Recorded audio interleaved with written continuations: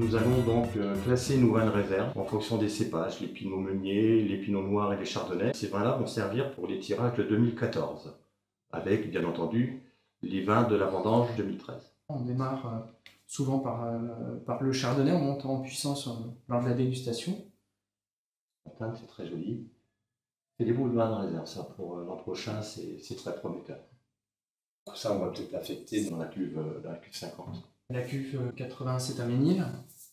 Donc, je pense qu'on va retrouver le même état d'esprit que celle que le Long vient de faire. C'est déjà un peu plus soutenu. Ouais. Ouais. C'est de la lie, hein, c'est ça. On connaît bien les 2012, hein. Les AI 2012, c'était puissant, structuré. Ça, c'est très bien pour nos futurs vins de réserve. C'est du pinot, ça, c'est de la lie. Hein. On retrouve la typicité du cépage et du terroir. Je pense qu'il y a une partie qu'on pourra utiliser l'année prochaine et on en remettra encore en vin de réserve pour l'année d'après parce que vraiment ça se tient bien, ça. Quand même un grand cru, ça se voit tout de suite. On confirmera ça, mais plutôt dans la cuve numéro 12. L'Ambonnet. C'est l'Ambonnet.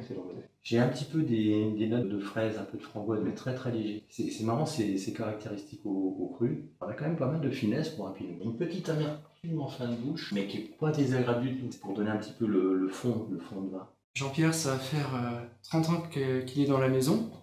Moi, c'est ma 10e année pour moi.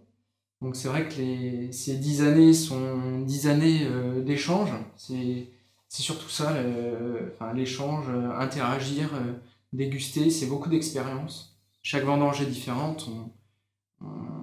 On puise dans notre mémoire comme une banque de données pour s'inspirer des cuvées à venir. La force de Jean-Pierre, c'est la mémoire, l'expérience. C'est très important d'avoir ces qualités-là pour pouvoir pérenniser le style de vin de la maison. Le métier de chef de cave est passionnant, très prenant, mais très passionnant. Chaque année, c'est différent. Les vins de réserve sont différents avec les assemblages des vins de l'année. Tout est différent. En même temps, on a l'impression aussi, même si on travaille, on a l'impression un peu de s'amuser parce qu'à chaque fois, on a une création nouvelle.